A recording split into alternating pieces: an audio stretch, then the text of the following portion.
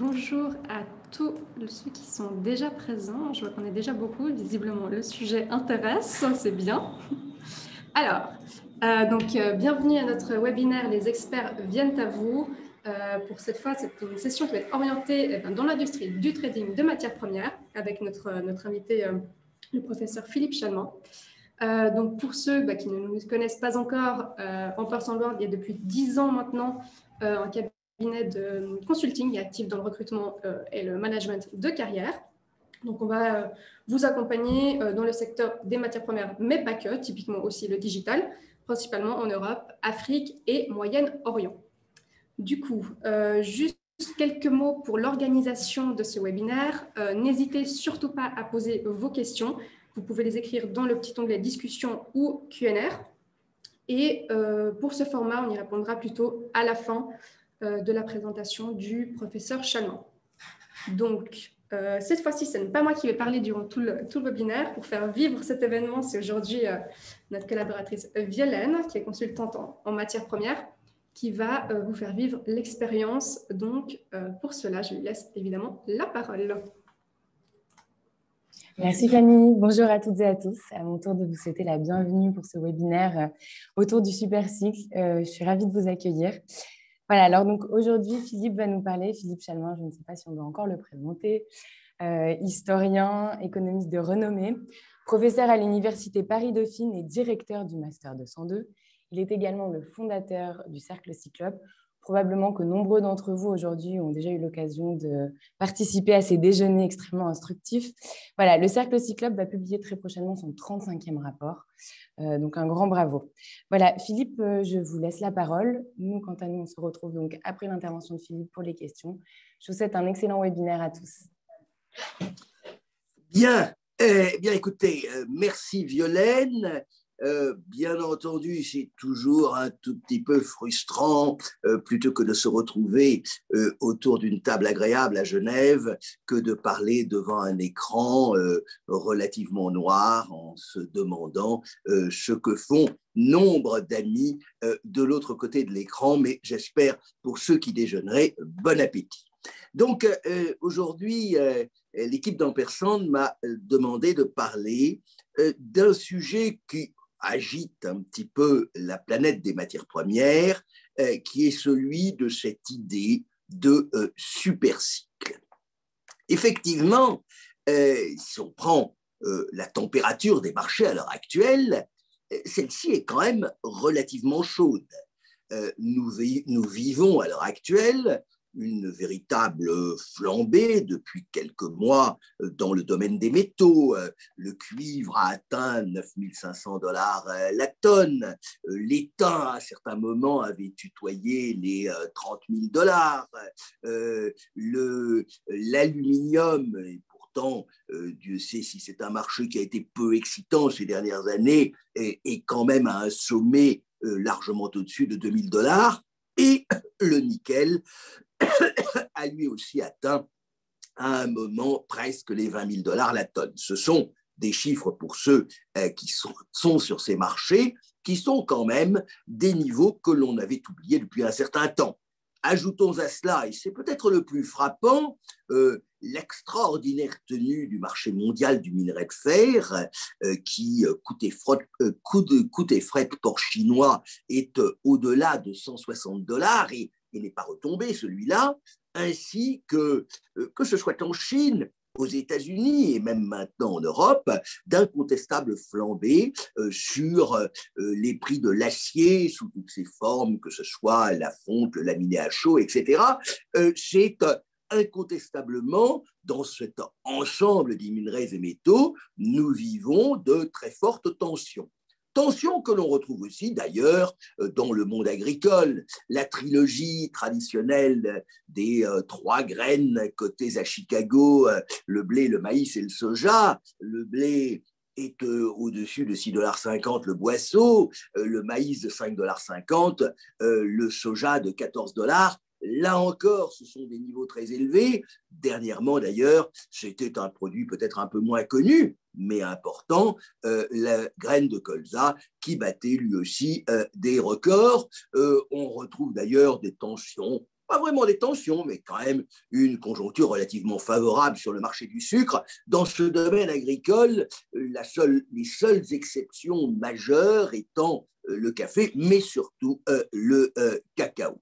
Rajoutons à cela, j'ai été interrogé récemment par des journalistes qui découvraient le problème. Je viens de parler de l'acier, mais plus globalement, la flambée des prix auxquels on assiste sur les matériaux de construction, qu'il s'agisse du bois d'œuvre dont le prix a atteint des sommets jamais égalés sur le marché à terme de Chicago pour ce qu'on appelle le lumber, c'est-à-dire le bois d'œuvre, mais qu'il s'agisse aussi des bois en Europe et même au niveau des importations chinoises, qu'il s'agisse aussi des plastiques, le polyéthylène, etc. N'oublions pas aussi les tensions rencontrées sur des produits qui ne sont pas des matières premières, mais qui sont des commodités et qui sont incontestablement dans l'environnement. Je veux parler, bien entendu, des semi-conducteurs. Le monde de l'énergie peut sembler un tout petit peu plus raisonnable. Néanmoins, le pétrole se balade entre 60 et 70 $ le baril et on a d'assez fortes tensions sur un marché pourtant regardé de haut et de loin qui est celui du charbon. Enfin, n'oublions pas que les taux de fret, notamment les taux de fret conteneurs, même avant l'accident du canal de Suez, avaient atteint des niveaux littéralement stratosphériques.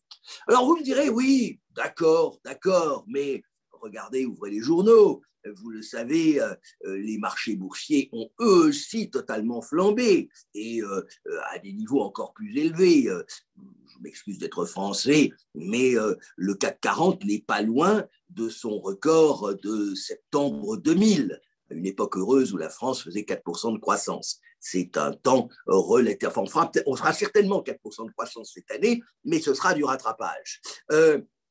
Je vous rappelle que depuis le mois de mars dernier, en un an, l'indice MSCI qui reprend toutes les grandes bourses des pays développés est en hausse de 80%. Donc, quelque part, l'euphorie que nous sentons sur les matières premières, on la retrouve ailleurs, y compris d'ailleurs dans des domaines que je qualifierais de légèrement irrationnels, et je suis aimable de ce point de vue-là. Le Bitcoin au-delà de 50 000 $, vous pouvez maintenant, avec un Bitcoin, vous offrir un véhicule Tesla.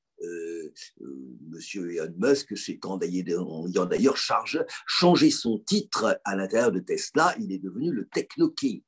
Bon, il y a des gens dont les chevilles ont une tendance assez naturelle à enfler, en tout cas aussi vite que le cours du Bitcoin.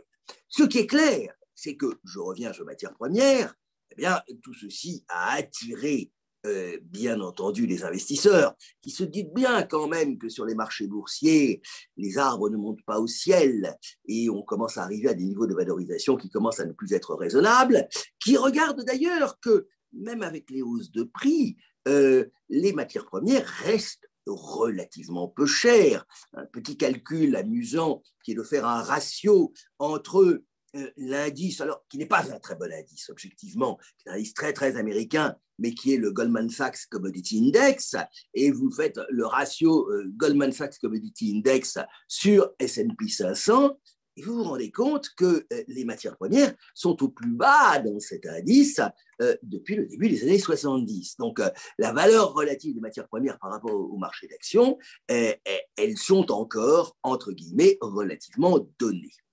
Ce qui a attiré en plus les investisseurs, c'est que, je citais le Goldman Sachs Commodity Index, eh bien, les sages, les gens intelligents et donc les cerveaux de ces grandes maisons de Wall Street ont circulé une nouvelle idée. C'est Goldman Sachs qui l'a lancée, mais JP Morgan a repris la chose. Nous serions en présence d'un supercycle et d'un nouveau supercycle sur les marchés de matières premières.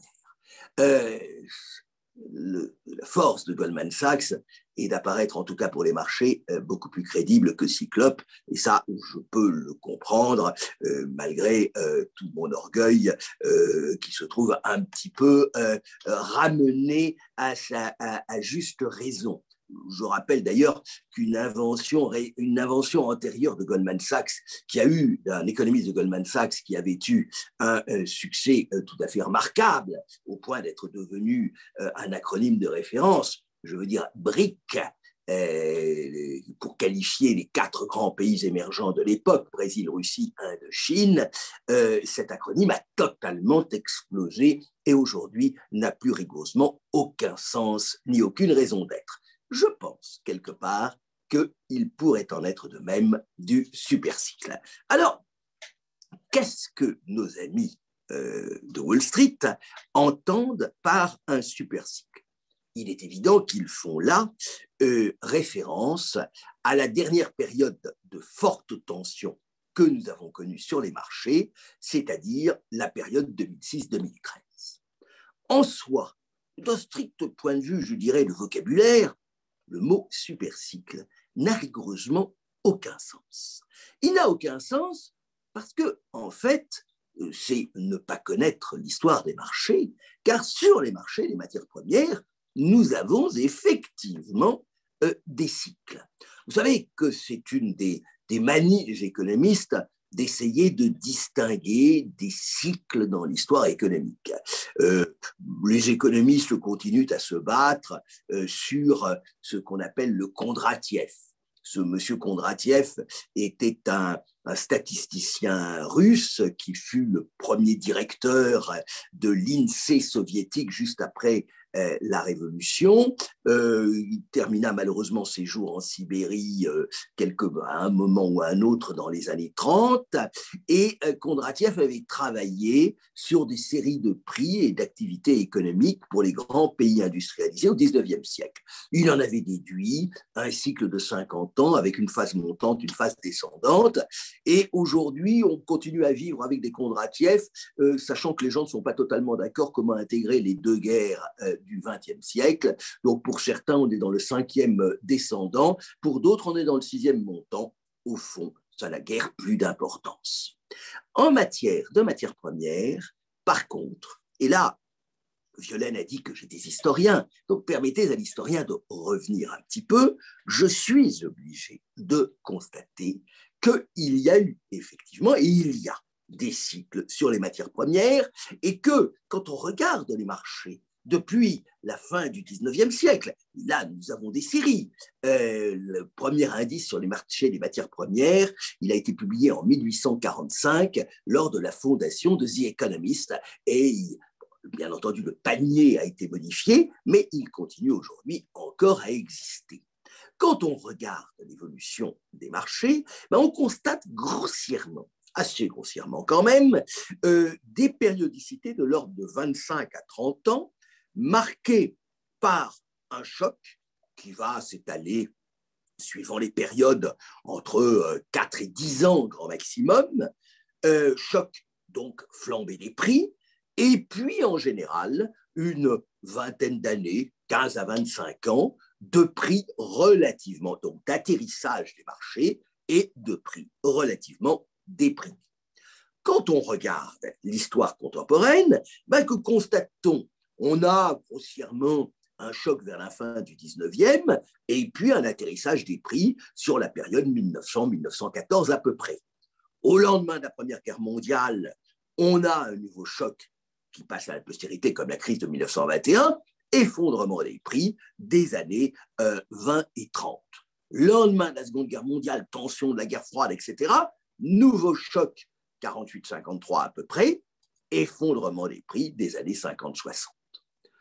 On a ensuite ce que l'on a appelé la crise de 74 et qui en fait sur nos marchés s'étend pratiquement entre 2 chocs pétroliers sur l'ensemble des années 70, effondrement des prix des années 80 et 90, et donc nous avons au début du 21e siècle un choc qui commence même aux alentours de 2005 et dont on peut estimer qu'il se termine vers 2013. À en croire Et donc là, pour l'instant, je regarde dans le rétroviseur, donc là, c'est relativement incontestable. Si l'histoire se répétait, nous serions partis, et c'est plus ou moins ma thèse d'ailleurs, sur une période relativement longue d'une vingtaine d'années, peut-être plus, peut-être moins, de prix plutôt déclinants. Comment expliquer? Parce que là, pour l'instant, je vous ai raconté quelque chose. Alors, comment l'expliquer? La chose est très très simple, elle est même toute bête, il ne faut pas être grand économiste pour la comprendre, c'est ce que j'appelle le cycle de l'investissement. Au départ, nous nous trouvons dans une situation où la demande excédant l'offre, ça c'est quand même de l'économie de marché de première année de Sciences Éco, la demande excédant l'offre, on a une hausse des prix. Cette hausse des prix, au fond, est non pas une manipulation spéculative comme un certain nombre de gens, y compris à Genève d'ailleurs, ont tendance à le penser, c'est tout simplement le fait qu'il y a plus de demandes que d'offres, donc les prix flambent. À partir de ce moment-là, et face à ce déséquilibre, à quoi assiste-t-on? D'abord, le retour de toutes les capacités de production possibles et imaginables, et puis ensuite, l'investissement dans de nouvelles capacités de production. Le temps de l'investissement, que ce soit le temps de la mine, le temps du champ pétrolier, le temps de la plantation agricole, de nouvelles semences encore plus, est un temps long. Entre le moment où vous décidez d'un nouvel investissement et le moment où celui-ci arrive à pleine capacité de production, il se passe 5, 10, parfois beaucoup plus. Nombre de grands projets, la plus grande mine de cuivre au monde aujourd'hui, enfin, nouvelle mine de cuivre au monde aujourd'hui, au Yutolgu en Mongolie, développée par Rio Tinto, c'est un projet qui date de la fin du XXe siècle et qui n'est pas encore, et de loin, à pleine ou à totalement pleine capacité. Donc, ce temps est long. Et donc, de toute façon, tous les résultats de ces investissements arrivent à peu près au même moment sur le marché. On se retrouve dans une situation où l'offre excède la demande, le prix tombe. Alors, on pourrait naïvement penser qu'à ce moment-là, il y a un ajustement et que les producteurs réduiraient leur production. Ce n'est pas du tout comme ça que ça se passe, parce que c'est au contraire un moment où on fait des efforts de productivité, on essaie au contraire d'améliorer les rendements, non point pour au moins maintenir non pas des coûts unitaires, enfin des bénéfices unitaires, mais au moins de manière à maintenir l'équilibre financier, que ce soit d'un petit producteur, que ce soit d'une grande usine, que ce soit d'un champ pétrolier, etc. Et ce, d'autant plus qu'il y a derrière des frais financiers à couvrir, des emprunts à rembourser, etc. C'est un moment qui est souvent d'ailleurs une phase d'adaptation, d'effort de productivité, qui peut être aussi marquée par des périodes de protectionnisme. On demande à l'État de vous protéger contre cette concurrence internationale que l'on juge très déloyale. Et on se rend compte qu'il faut beaucoup de temps pour qu'on assiste à la sortie du marché des moins efficaces ou des moins riches éventuellement. Et à ce moment-là, on a rééquilibrage, la demande excédant l'offre à nouveau, on peut avoir un nouveau choc. Voilà à peu près, alors vous allez me dire, c'est vraiment de l'économie de comptoir et même de petits comptoirs, quand on a pris 2 ou 3 verres de fendant, mais c'est un peu comme ça que ça s'est passé. Je voudrais seulement rentrer peut-être un peu dans le détail pour voir ce qui nous a amené. Alors, je ne vais pas vous faire commencer à la fin du 19e, mais démarrons au lendemain de la Seconde Guerre mondiale. Au lendemain de la Seconde Guerre mondiale, on a eu effectivement un choc sur les marchés qui était lié à la nécessité de relancer le réapprovisionnement de l'ensemble de la planète une fois la paix arrivée au passage d'ailleurs de modifier et de faire évoluer des industries qui étaient orientées vers l'industrie de guerre. On a eu les tensions liées à la guerre froide, la guerre de Corée, la constitution, par exemple, par les États-Unis d'un stock stratégique qui a représenté plusieurs années de demandes, notamment de minerais et métaux. Et donc, on a une vraie tension sur les marchés, grossièrement entre 48 et 53, qui va être suivie par une très grande période de stabilité sur les années 50-60.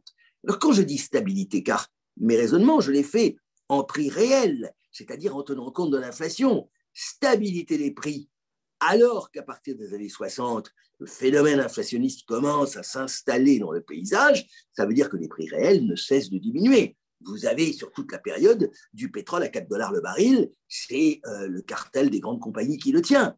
En réalité, ça veut dire que vers la fin des années 60, nous avions des prix des matières premières qui, pratiquement en valeur réelle, n'avaient jamais été aussi bas.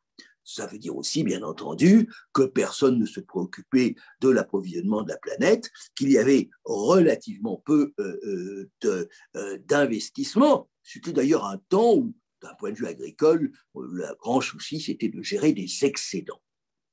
Là-dessus, donc, nous nous retrouvons fin des années 60, début des années 70, à un moment d'ailleurs où la croissance économique mondiale rebondit d'autant plus, on est encore sur la fin des 30 glorieuses, eh bien, à ce moment-là, nous avons une petite étincelle. Cette petite étincelle, c'est le premier choc pétrolier.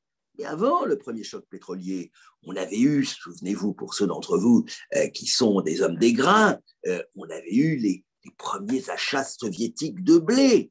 On a eu un peu plus tard les geysers au Brésil qui détruisent l'essentiel de la récolte brésilienne, enfin de 2 campagnes de suite de café au Brésil. On avait eu l'embargo sur le soja, on avait eu le krach du marché du sucre en 1974, etc.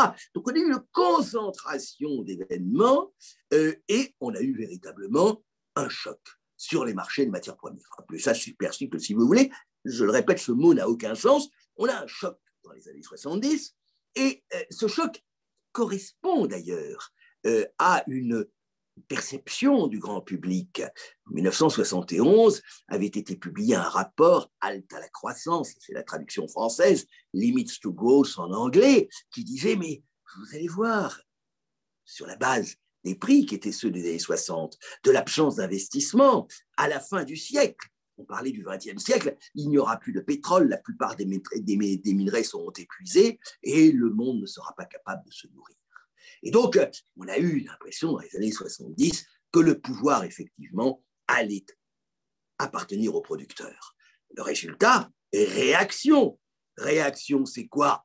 Eh bien, des investissements dans de nouvelles capacités de production. C'est le moment où, grâce à des prix plus élevés, on peut aller faire des forages en eau profonde, on développe la mer du Nord, on développe l'Alaska, des mines sont développées au Brésil, en Australie, au Canada. C'est le moment de la révolution verte du point de vue agricole, c'est le moment où un pays comme la France s'engage dans le programme du nucléaire aussi. Et donc, d'un côté, économie de matières premières, de l'autre, augmentation des investissements, le résultat, retournement au début des années 80, l'échec de l'embargo américain s'est réalisé en 1980, le contre-choc pétrolier de 85, l'effondrement des accords internationaux sur le café et les thym à peu près à la même époque, et nous avons à ce moment-là l'ouverture d'une longue période de prix particulièrement déprimés.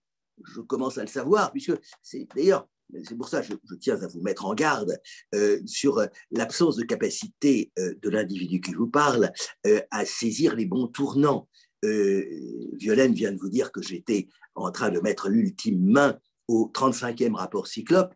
Vous en déduirez que le premier a été publié en 1986. Et donc, en 1986, on a lancé Cyclope sur les marchés des matières premières au moment où vraiment les matières premières, ça n'intéressait plus rigoureusement personne, parce que tout le monde voyait des prix déprimés, etc.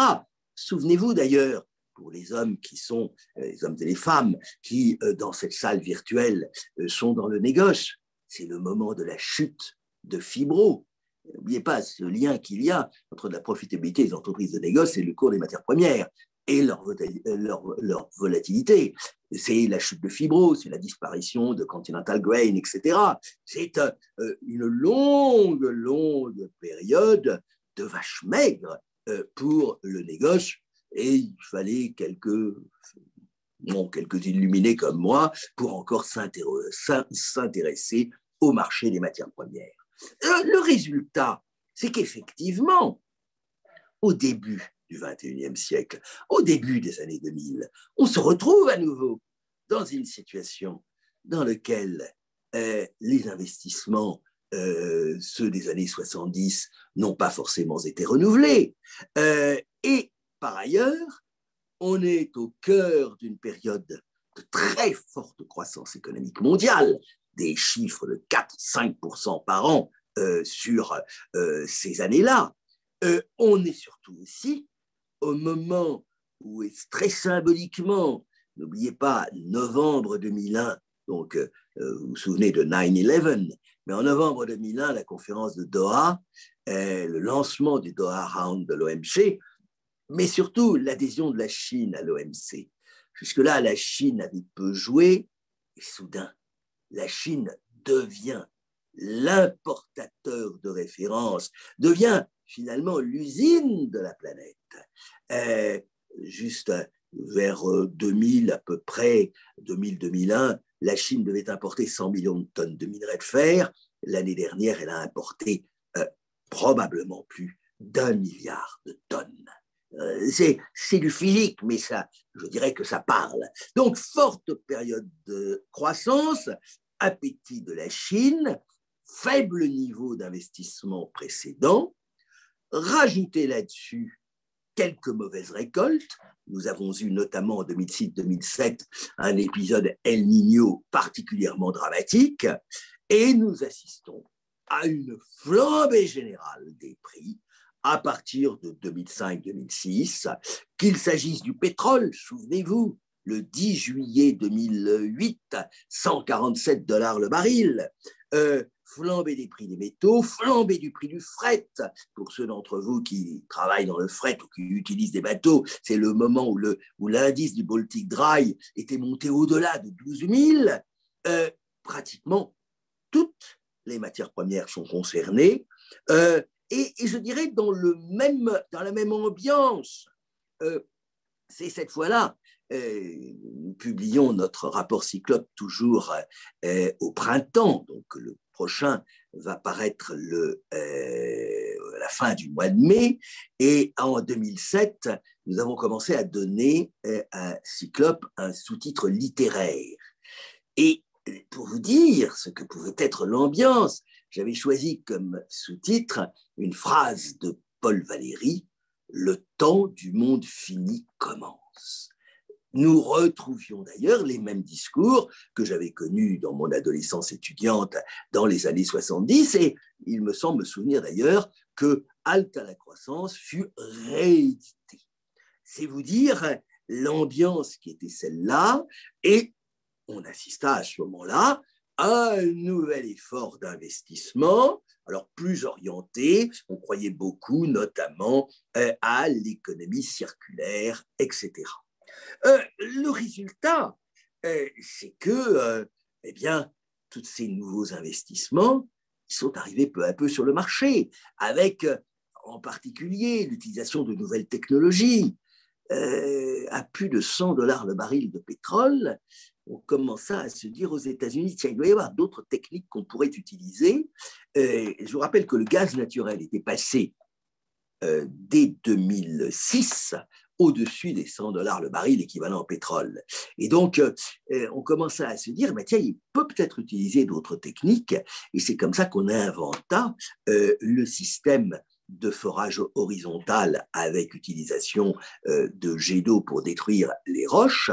Et c'est le début, à cette époque, de nouvelles productions qui n'existaient pas jusque-là, de ce qu'on va appeler le gaz de schiste, puis les pétroles de schiste, non conventionnels comme vous voudrez, qui représentent aujourd'hui les 2/3 de la production mondiale, de la production américaine de pétrole, qui font que les États-Unis sont aujourd'hui excédentaires en gaz naturel et commencent à être des acteurs non négligeables en termes d'exportation même de pétrole, bien que restant importateur net. Donc on a vu de la même manière le développement de nouvelles zones de production agricole. C'est à ce moment-là que la mer Noire commence à se redévelopper et à devenir Russie, Ukraine plus Kazakhstan, le principal bassin exportateur mondial de céréales.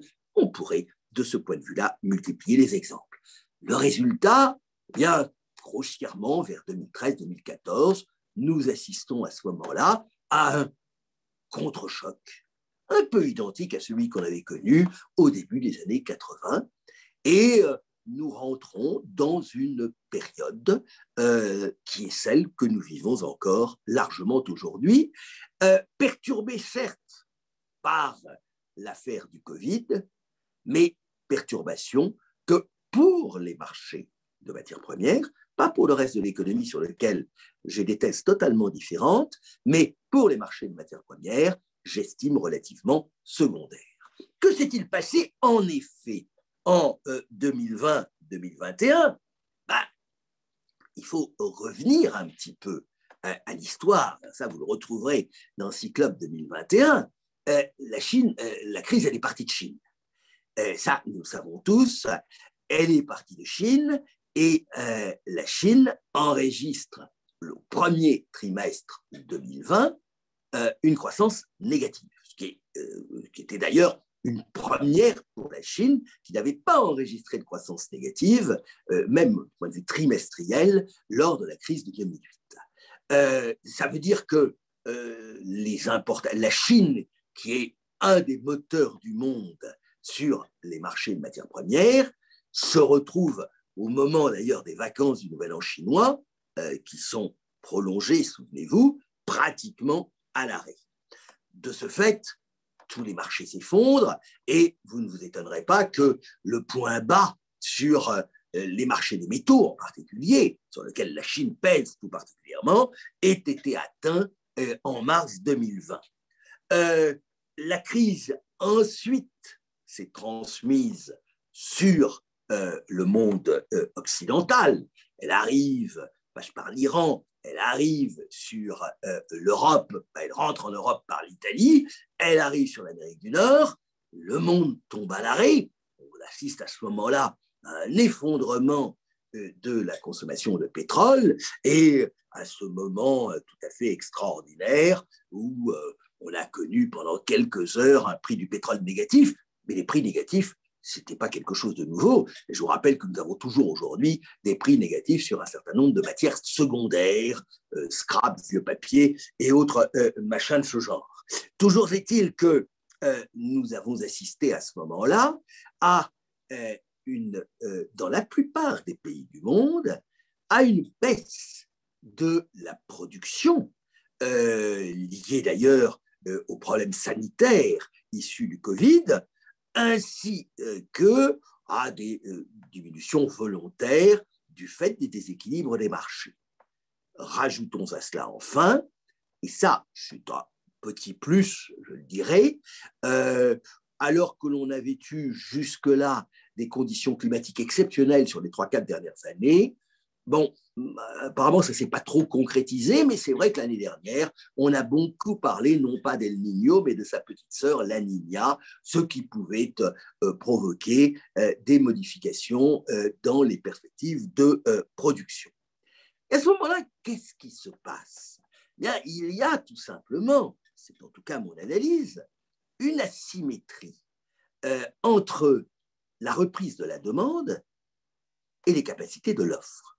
Effectivement, la Chine redémarre. Et la Chine redémarre beaucoup plus vite et beaucoup plus tôt que nous ne l'avions imaginé. Je ne vais pas rentrer dans le débat de savoir combien il y a eu de morts en Chine, probablement plus que dans d'autres pays.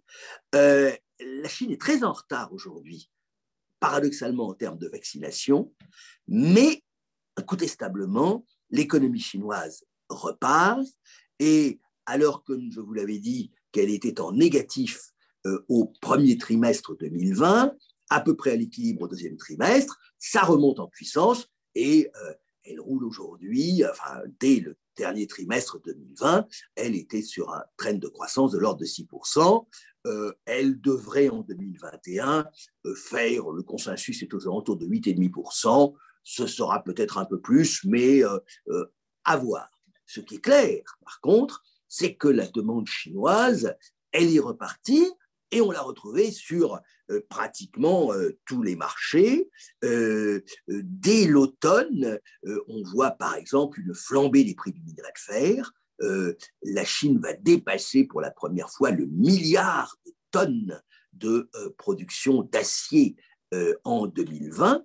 Et c'est le seul pays où la production d'acier continue à augmenter en 2020. Je vous rappelle d'ailleurs que c'est le seul grand pays qui, en 2020, affiche sur l'ensemble de l'année une croissance positive, faible, certes, 2,3%, mais nous tous, on se baladait entre moins 5 et moins 10. Donc, quelque part, la Chine est sortie de la crise beaucoup plus tôt, avec, il faut le souligner, une demande. Alors, sur les produits traditionnels, sur d'autres produits aussi, l'une des grandes nouveautés cette année, alors qui peut être liée à une pandémie dont peu ont parlé, qui est la peste porcine africaine, mais la Chine, cette année, devrait, sur cette campagne 2020-2021, devrait dépasser les 50 millions de tonnes d'importation de céréales, auxquelles vous pouvez rajouter une bonne centaine de millions de tonnes d'importation de graines de soja. Et donc, quelque part, la Chine a été véritablement le moteur de cette hausse incontestable des prix, liée, à mon sens, donc hausse des prix qui s'étale grossièrement de l'automne 2020 au printemps 2021, et hausse des prix liée, à mon sens, essentiellement entre cette asymétrie entre la reprise de la demande qui intervient relativement tôt et une offre qui reste encore contrainte. On met du temps à relancer, même à capacité de production existante, rallumer un haut fourneau, là, ça prend quand même du temps, relancer une mine, etc. Et on est à ce moment-là à la merci du moindre petit accident venu.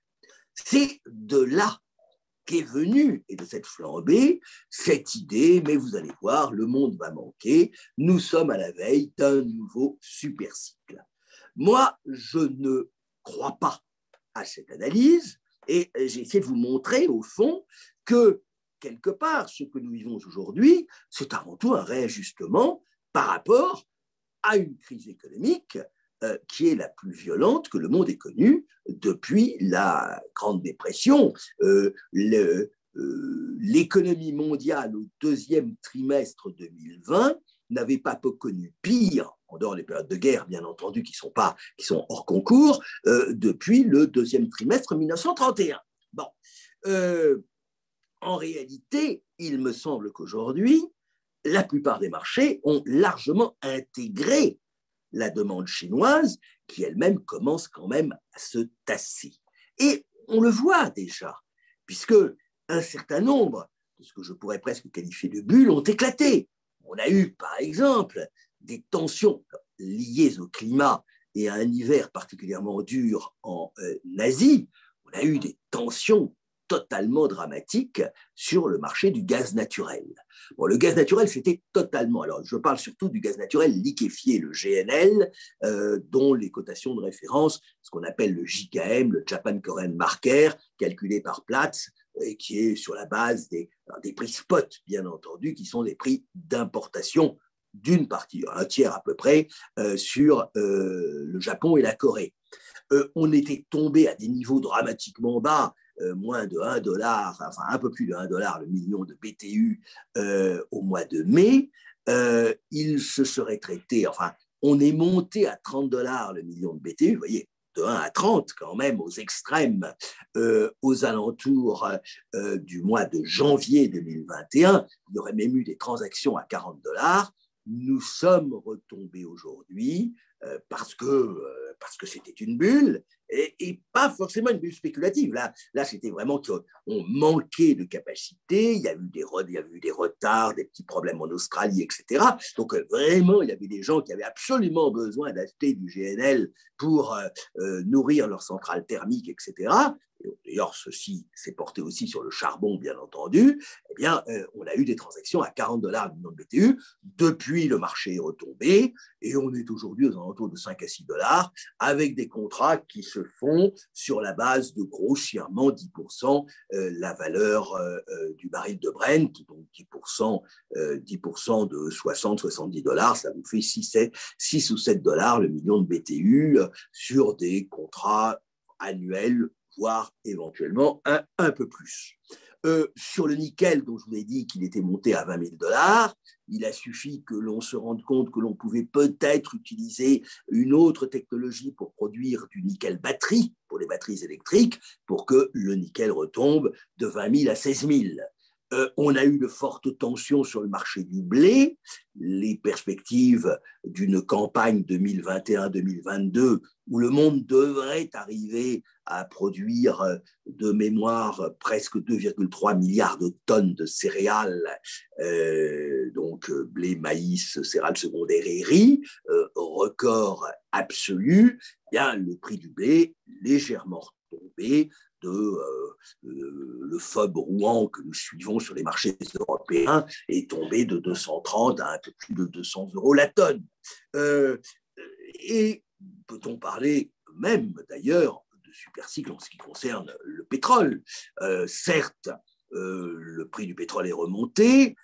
On a même eu, souvenez-vous, là, juste au moment où le canal de Suez était bloqué, donc il y avait quand même des pétroliers qui ne pouvaient pas passer, on a presque flirté avec les 70 dollars le baril. Et on est aujourd'hui entre 60 pour le baril de Brent, entre 60 et 65, mais ces 60 à 65 ne sont rendus possibles que parce que les pays de l'OPEP+, c'est-à-dire OPEP plus Russie, sortent quand même du marché, même s'ils commencent à détendre un petit peu leur position, ils sortent du marché 6 à 7 millions de barils jour, et d'autre part, pour des raisons géopolitiques, nous n'avons pratiquement pas d'exportation vénézuélienne ni iranienne. Donc, il faut quand même en tenir compte. Je vous fais grâce de la baisse du prix de l'or qui est directement corrélée inversement aux statistiques de vaccination. Les seules tensions sur lesquelles, effectivement, on peut peut-être un peu tabler à l'avenir, ou du moins à un avenir relativement court, ce sont sur les métaux, ouvrez les guillemets, électriques, même si aujourd'hui, certes, les prix du cobalt et du lithium sont remontés, nous sommes très très loin des sommets qu'on avait atteints en 2017-2018, à l'époque où des investisseurs avaient pensé que l'on pourrait directement, que le marché des batteries allait s'ouvrir immédiatement. On s'est rendu compte, là encore, c'est cette phrase, le temps de l'investissement, le temps du projet industriel, du projet minier, etc., c'est un temps long et il faut en tenir compte. Voilà donc mon analyse. Et je voudrais conclure là-dessus. Il est toujours difficile de reprendre la totalité du monde des matières premières et des commodités comme nous le faisons dans Cyclope. Tout simplement parce que chaque marché a son histoire. Mais on est quand même obligé de constater qu'il y a une certaine capillarité entre les marchés. Alors, celle-ci est liée à la présence commune d'investisseurs qui, objectivement, en général, n'y connaissent rigoureusement rien, donc qui achètent un peu les yeux fermés des indices ou des paniers de matières premières. Mais je remarque quand même que cette capillarité, elle va bien au-delà, et y compris sur des produits qui sont assez peu financiarisés. Le cas du minerai de fer en est un bon exemple. Globalement, il me semble que nous sommes plutôt sur un trend de retour à la normale, post-crise, avec, car il faut quand même, faisant des prévisions, je dois immédiatement sortir des parapluies pour me protéger, avec, bien entendu, l'idée que je raisonne à conditions sanitaires à peu près normales, c'est-à-dire, bon, on est dans la troisième vague, nous imaginons qu'il n'y en aura pas d'autres, à conditions climatiques à peu près normales. Celles-ci paraissent pour l'instant relativement optimales, mais est-ce qu'il pleuvra, par exemple, cet été sur les grandes plaines américaines? C'est une vraie question qui peut interroger sur le maïs et le soja. Et puis, là aussi, à condition géopolitique normale. Je ne sais ce qu'il adviendra du baril de poudre que représente toujours quand même un peu le golfe arabo-persique de manière globale. Ce qui est clair, par contre, pour moi, c'est que cette idée de supercycle, elle est absurde. Je serais même encore un peu plus cruel. Elle me paraît idiote si elle n'est pas, je dirais, dirigée par quelques considérations commerciales. Elle a quand même un tout petit avantage, c'est qu'elle attire l'attention sur nos produits. Et ça n'est pas mauvais. Peut-être arriverai-je à vendre quelques cyclopes de plus. Ce ne sera jamais extraordinaire. Mais surtout, en ce temps où nous avons l'impression d'économies de plus en plus dématérialisées, etc., j'attire l'attention sur l'importance que les matières premières peuvent avoir dans le fonctionnement des économies, sur les conséquences que peut avoir leur volatilité, je dirais même au-delà, leur profonde instabilité, sur la dépendance dans laquelle se trouvent tant les producteurs, lorsque malheureusement ils vivent au quotidien ce que j'appelle la malédiction des matières premières, mais aussi les consommateurs, comme l'Europe s'en est rendu compte lorsqu'elle s'est retrouvée sans terres rares, sans métaux stratégiques et autres. Enfin, je voudrais rappeler, et il me semble que c'est là, alors que Genève avait connu un âge d'or durant le choc précédent, on avait quand même un petit peu retour sur terre. Je constate que les quelques traders et les quelques maisons qui publient des résultats ont eu sur 2020 d'excellents résultats, tant bien entendu des périodes d'instabilité, de volatilité sont propices à l'activité du monde du trading. Voilà un petit peu ce que je voulais dire. Supercycle, non.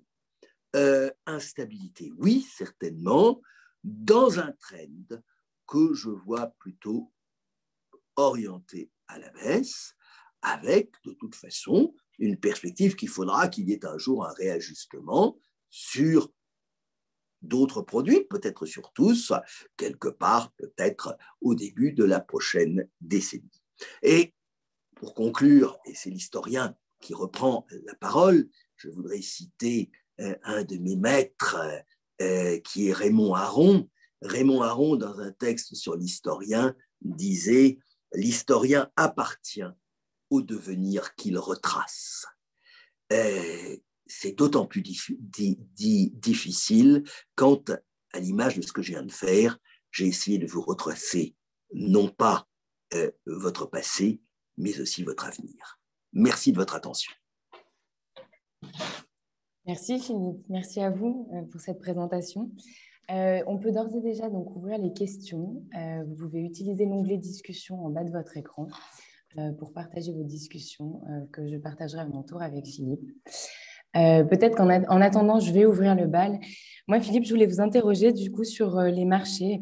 Quels sont, à votre avis, les marchés les plus intéressants à suivre prochainement? Bon, je dirais qu'ils le sont tous, mais je pense que, et d'ailleurs un certain nombre de maisons de Genève m'ont largement précédé dans cette analyse, ou du moins sont passées au plan du concret, là où je reste malheureusement comme un académique au plan des idées. Je pense que la grande nouvelle commodité, c'est le gaz naturel liquéfié, c'est le GNL.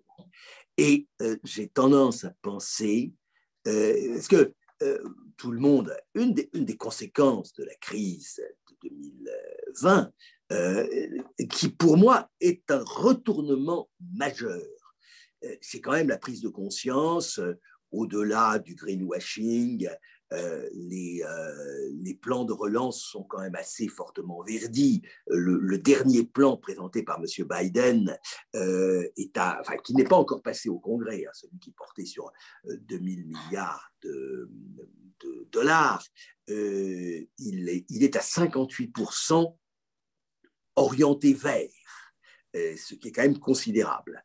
Et donc, j'entends bien tout ce qu'on dit sur le renouvelable, etc. Il n'en reste pas moins que nous sommes aujourd'hui en bien des domaines à l'âge du pétrole et du charbon, que nous rêvons tous pour nos petits-enfants à la fin de ce siècle d'être à l'âge de renouvelables, non fossiles et non carbonés. Mais qu'entre les deux, il y a un chaînon manquant et que si nous voulons arriver à nous débarrasser du charbon, si nous voulons limiter aussi notre dépendance au pétrole, eh bien, le fossile, le moins polluant, certes, je l'entends bien, mais le moins polluant, et qui peut être justement ce chaînon manquant, c'est le gaz naturel. D'autant plus que des technologies nouvelles permettent de ne plus avoir les grosses usines de regazéification à l'arrivée, mais des terminaux flottants, les FSRU, qui commencent à se développer un peu partout. Pour l'instant, il commence à y avoir des marchés dérivés, des petits, on peut faire du dérivé sur le JKM, etc. On n'a pas encore, à ma connaissance, vraiment de marché à terme, mais le spot a tendance peu à peu à prendre le pas sur les contrats. Et donc, s'il y a un produit sur lequel, à mon sens, il y aura du développement, c'est probablement le GNL. Et de toute la gamme des marchés que nous connaissons les uns et les autres, c'est probablement celui qui a le potentiel le plus important. Excellent, merci Philippe. Alors, il se trouve qu'on a une question auquel vous avez déjà un petit peu répondu, mais je vous la pose. Quels sont, selon vous, les marchés de matières premières les plus menacés à court terme avec la croissance de l'énergie verte et la tendance d'investissement responsable? Et quid des marchés pétroliers? Écoutez, alors c'est une bonne question. Moi, bien entendu, je crois, comme tout le monde, à la transition énergétique. Je crois surtout, et ça c'est quand même important, qu'on a trop tendance à raisonner demain avec les technologies d'aujourd'hui. Ça veut dire que je ne sais absolument pas je peux imaginer ce que sera le mix énergétique vers 2040 ou 2050, mais je ne suis pas du tout quelles seront les technologies qui seront utilisées. Bon, j'imagine qu'il y aura encore des voitures en 2040-2050, j'imagine que celles-ci ne seront pas encore à pédale, mais seront électriques, mais je ne sais pas quels seront les ingrédients qu'on utilisera pour les batteries. Pour l'instant, on est sur lithium-ion, donc lithium-cobalt. Est-ce qu'on utilisera encore du lithium? Le temps du cobalt a l'air déjà de s'effacer, c'est pour ça qu'on parle du nickel. Est-ce qu'à ce moment-là, l'hydrogène, je vois dans les échos de ce matin, le train français à hydrogène se met enfin sur les rails. Alors, je ne sais pas, vous savez, sur les rails français, vous le savez, on a souvent du retard. Hein, même si nous avons des TGV, on a aussi des trains de marchandises qui n'arrivent jamais à destination. Donc, j'entends tout le monde me parler d'hydrogène. C'est peut-être une solution. Ça posera d'ailleurs, car je crois que l'hydrogène, on aura besoin de platinoïdes. Et si vraiment tout le monde se met à l'hydrogène, on aura un sacré problème sur le platine. Mais je ne crois pas, très franchement, aux énergies renouvelables de première génération. Je continue à penser que la trace carbone de l'éolien est peut-être assez dramatique et on ne l'a pas calculé, que le recyclage des panneaux solaires est quelque chose qui n'a pas du tout été envisagé. Je crois beaucoup plus, moi, alors spontanément, pour moi, les énergies de demain seront issues de la biomasse. Et c'est sur la biomasse, c'est là que je mettrai le renouvelable. Non pas la biomasse, je ne crois pas honnêtement aux biocarburants. Je pense que c'est une absurdité, sauf dans le cas de la canne à sucre, de produire de l'énergie, faire comme aux États-Unis, de l'énergie à partir de maïs. C'est totalement absurde, le bilan énergétique est négatif. Par contre, bon, je pense que nous sommes sur une biomasse ménagère, nos déchets agricoles et forestières considérables que nous ne savons pas encore utiliser. C'est probablement là qu'il y a les développements les plus importants. Le premier marché auquel il faudra arriver à tordre le cou, c'est bien entendu le charbon. Or, je vous l'ai dit, actuellement, les prix du charbon sont relativement tendus, tout simplement parce que la Chine la Chine continue à se shooter au charbon, et l'Inde aussi. Nous, en Europe, c'est fini. Mais le charbon est une vraie catastrophe. Je pense qu'on arrivera à convaincre nos amis polonais d'arrêter.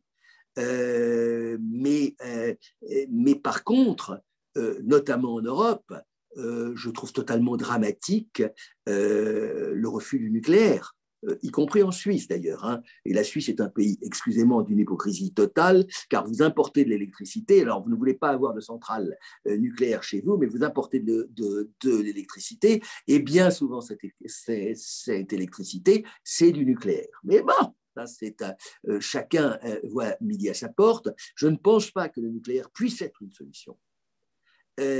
Parce qu'on ne peut pas, et on voit toute la sensibilité qu'il peut y avoir sur ces énergies, les EPR prennent un temps fou, etc. Ça ne se généralisera pas. Éradiquer le charbon, le pétrole durera très longtemps, parce qu'il est excessivement pratique, et que pour l'instant, dans la fonction transport, il reste à peu près incontournable. Et donc là, il ne faut pas se faire d'illusions, ça prendra du temps, peut-être qu'à la fin de ce siècle, il y aura toujours du pétrole. Et d'ailleurs, vous remarquerez qu'il y a 20 ans, on parlait du peak oil, c'est-à-dire le maximum de pétrole que la Terre serait capable de produire. Aujourd'hui, quand on parle de peak oil, on parle du maximum de pétrole que la Terre va consommer. C'est quand même assez différent. Il y aura toujours du pétrole à la fin de ce siècle, et peut-être aurons-nous découvert totalement le moyen de nous en passer. Mais pour l'instant, le pétrole est là, et il a quand même des avantages comparatifs non négligeables. Merci Philippe. On a une autre question, je vous la lis. Est-ce que l'intervention des banques centrales ne va pas continuer à soutenir l'ensemble des marchés, notamment des matières premières, à contre-courant des fondamentaux et des cycles classiques? Écoutez, vous êtes tous des hommes et des femmes de marché.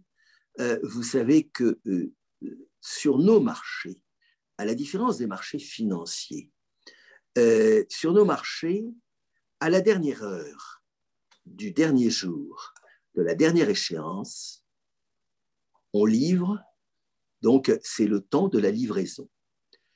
Et donc, c'est comme ça d'ailleurs que certains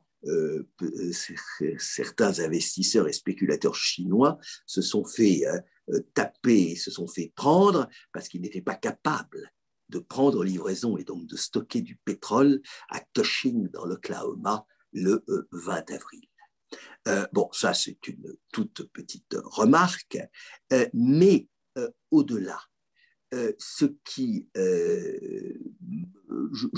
il est clair que nous vivons une phase de reprise économique, largement soutenue par les banques centrales, que ce soit, et par les gouvernements, que ce soit par des politiques monétaires favorables, avec des taux d'intérêt ridicules, voire négatifs, que nous vivons une période de relance financée par des déficits publics monstrueux, 18% du PIB aux États-Unis, que nous vivons enfin une période elle aussi extrêmement chargée en termes de plans de relance, etc.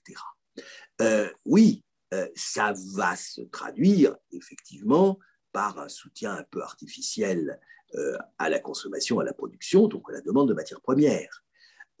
Alors, soyons honnêtes, dans nos pays développés, je dirais que nous ne pesons pas en termes de consommation de matières premières, ou du moins presque à la marge. Et là, ce qui compte, c'est la Chine. Or, il me semble que de ce point de vue-là, la Chine a une avance sur nous. La Chine, aujourd'hui, elle ne fait plus de soutien à son économie. Ça fonctionne normalement. Et vous remarquerez d'ailleurs que M. Li Keqiang, Premier ministre, lors de la réunion de l'Assemblée nationale chinoise, a dit, a annoncé des prévisions de croissance qui ont surpris, parce qu'elles étaient plus basses que ce que tout le monde imaginait. Le consensus est à 8,5%, et Li Keqiang a parlé de 6% ou un peu plus. et c'est quand même relativement intéressant. Et je pense que la Chine, aujourd'hui, va même peut-être essayer d'éviter une surchauffe de l'économie. Non, ce qui joue à l'heure actuelle, un peu à l'encontre des fondamentaux, c'est que tout simplement, vous avez des gens qui ne savent plus où mettre leur argent. Et qu'il y a des moments quand même où on atteint des niveaux de valorisation des marchés boursiers qui ne sont pas réalistes. Merci Philippe. Une autre question qui suit.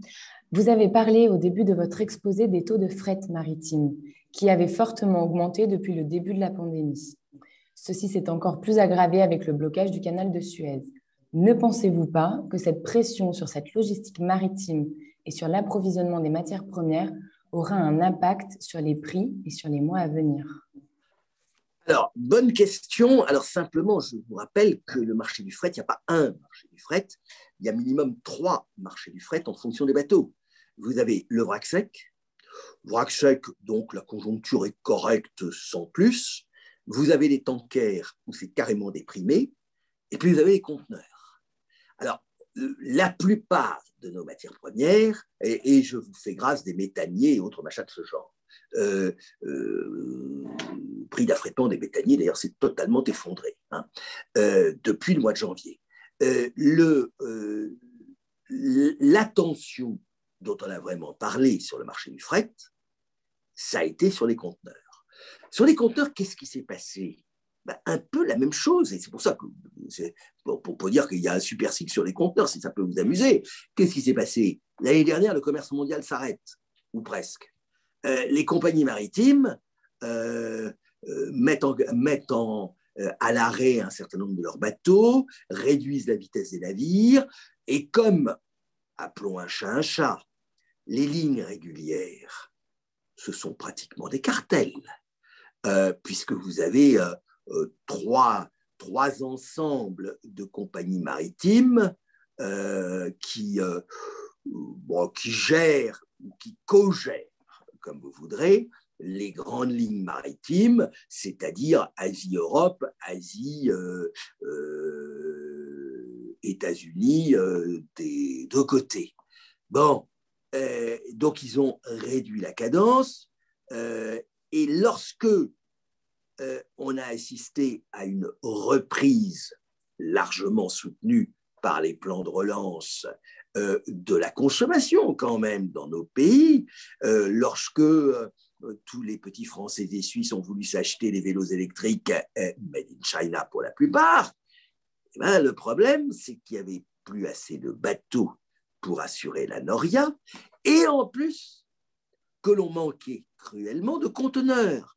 Parce que normalement, les boîtes, elles partaient pleines vers l'Europe, il fallait qu'elles reviennent vers l'Asie, elles n'étaient pas revenues suffisamment. Alors, pour une autre raison d'ailleurs, c'est que les boîtes, elles revenaient souvent remplies par notamment des vieux papiers, donc des matières secondaires qu'importait la Chine. La Chine a décidé d'arrêter d'importer des matières secondaires, et donc on s'est retrouvé dans une situation de pénurie de conteneurs en Chine, je dirais, de pénurie un peu organisée de bateaux, et le résultat, les taux ont littéralement flambé. Alors, sur nos matières premières, ça joue. Enfin, il y en a qui se baladent en conteneurs. Je sais par exemple que pour le café du Vietnam, il sort en sac, et les sacs, on les met dans des conteneurs. Donc, ça incontestablement, ça joue pour un certain nombre de matières premières. Les grands pondéreux ne sont pas concernés. Et là aussi, ça va retomber. Et je ne suis pas particulièrement inquiet de ce point de vue-là, mais sur certains produits, effectivement, ça peut se retrouver au niveau du prix payé au consommateur. Merci Philippe. On s'arrêtera là sur les questions. Si vous avez des questions, celles auxquelles on n'aurait pas pu répondre, n'hésitez pas à nous contacter directement et nous reviendrons vers vous. C'était extrêmement instructif. Je vous remercie. Je vais laisser la parole à Fanny pour clôturer et au plaisir de vous retrouver très bientôt. Au revoir. Merci Violaine et surtout merci à Philippe Chalment pour cette session en live. On a eu beaucoup de participants et je pense que c'est un sujet qui a intéressé énormément de personnes. On le voit aussi aux questions. Donc, pour celles qu'on n'a pas eu l'occasion de répondre, comme disait Violaine, n'hésitez pas à nous écrire. Et puis, comme à chaque fois, toutes les personnes qui ont participé au webinaire vont recevoir aussi le replay de la vidéo. Donc, vous pourrez réévaluer, réécouter le nombre de fois que vous voulez. Et puis, pour nos prochaines sessions avec d'autres experts, surtout, n'hésitez pas à suivre tout ce qu'on fait, autant sur les réseaux que sur notre site. On a plein de nouveaux webinaires qui vont arriver. Donc, inscrivez-vous vite, vu que les places sont limitées à chaque fois et qu'on est complet comme tout le temps. Donc, merci beaucoup, Philippe Chalmin. Et, merci à vous. Alors, je me permets simplement de signaler que donc vous pourrez avoir fin mai le 35e rapport Cyclope, version papier, mais surtout version électronique. Et je peux vous livrer d'ailleurs, je vous ai dit qu'il y avait toujours une petite phrase littéraire en sous-titre. Et cette année, nous avons repris un extrait de la tirade du Cid à Don Fernand de Corneille, cette obscure clarté qui tombe des étoiles. C'est un oxymore, mais je trouve que finalement, dans le degré d'incertitude dans lequel nous nous trouvons, y compris de ne pas savoir si au mois de mai, je pourrais faire ma présentation en présentiel ou en distanciel, nous sommes tous dans une obscure clarté. Voilà. Exactement, je pense que le mot de la fin ne pourrait pas être mieux, donc je vais arrêter de parler parce qu'on va rester là-dessus, c'était magnifique. Et puis du coup, voilà, toutes les personnes, n'hésitez pas à nous contacter si vous avez besoin de quelconque renseignements sur le webinaire comme le Cercle Cyclope de manière générale. On sera ravis de vous rediriger. Et puis, nous, on se dit à très bientôt, en espérant présentiel. Mais bon, vu la situation, en tout cas, au cas où, en virtuel, on va dire ça comme ça. Merci beaucoup, Philippe. Du coup, bon après-midi à tout le monde. Ma chère Fanny, très bien. Et donc, à bientôt. Je ne sais à quand, je l'espère, en présentiel un de ces jours. Voilà. OK. Au revoir. Au revoir. Merci beaucoup.